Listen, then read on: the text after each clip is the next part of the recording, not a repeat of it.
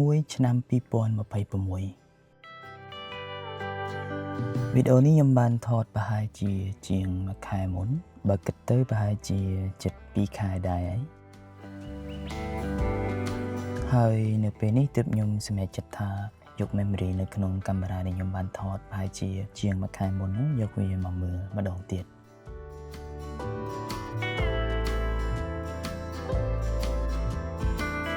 គឺដើម្បីប្រមូលយក clip ទាំងអស់ហ្នឹងដែលខ្ញុំបានថតចងក្រងវាជាឯកសារនៅក្នុងវីដេអូមួយសម្រាប់ទុកមើលទៅថ្ងៃក្រោយផងដែរ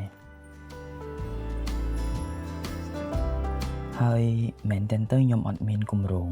ដើម្បីកាត់វីដេអូហ្នឹងឡើងទេខ្ញុំទុកវីដេអូទាំងនេះចោលព្រោះតែពាក្យមក clear ថាវាអត់ទាន់គ្រប់គ្រាន់ទេ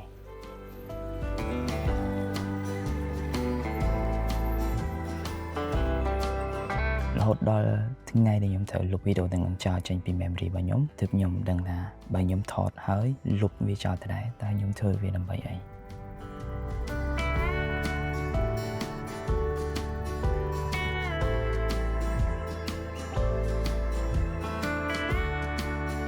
ខ្ញុំរងចាំពេលវេលាដ៏ល្អឥតខ្ចោះដើម្បីផលិតវីដេអូតាំងពីឆ្នាំ2016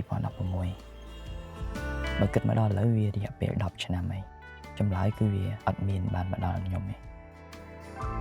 ព្រោះតែនៅលើโลกនេះវាអត់មានអ្វីដែលល្អឥតខ្ចោះទេមានតែការចាប់ផ្ដើមតែពិតប្រាកដវាឥឡូវហ្នឹង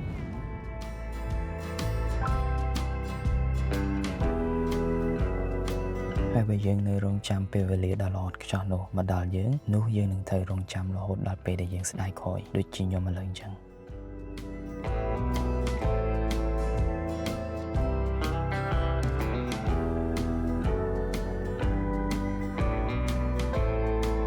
មេរៀនដ៏ធំដែលខ្ញុំរៀនបានពីពេលវេលាទាំងអស់នោះគឺចូលធ្វើអ្វីដែលបេះដូងយើងចង់ធ្វើចាប់ផ្ដើមពីអ្វីដែលសាមញ្ញបំផុតដែលអ្នកអាចធ្វើបាននៅពេលនេះធ្វើវាដោយភាពស្មោះត្រង់ចំពោះខ្លួនឯងទោះបីជាយើងបានដើរត្រឹមតែមួយជំហានហើយដួលចុះក៏ដោយក៏វាប្រសើរជាងការដែលយើងឈរនៅស្ងៀមហើយរងចាំអ្វីដែលមិនពិតប្រាកដមកកាន់យើងផងដែរ